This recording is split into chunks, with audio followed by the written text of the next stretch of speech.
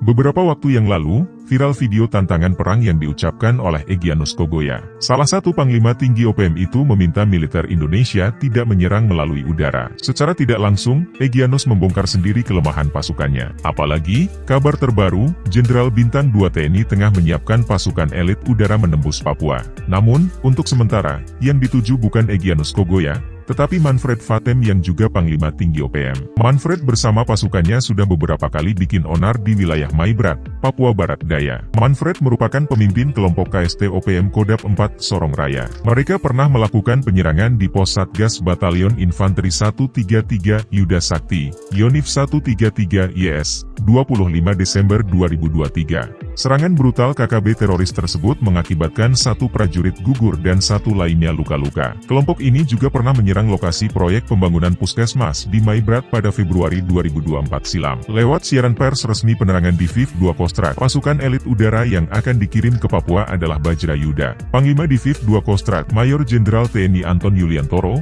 dikabarkan sudah memantau langsung persiapan pasukan di Jawa Timur. Pasukan Bajra Yuda Kostrad akan bergerak masuk ke Papua dengan dipimpin Komandan Satgas, Letna Kolonel Infanteri Yahya Wisnu Arianto. Bajra Yuda masuk ke Maibrat untuk menggantikan pasukan tempur asal Kodam Bukit Barisan, yaitu Yonif 133 Yuda Sakti yang sudah lebih 1 tahun bertugas di sana.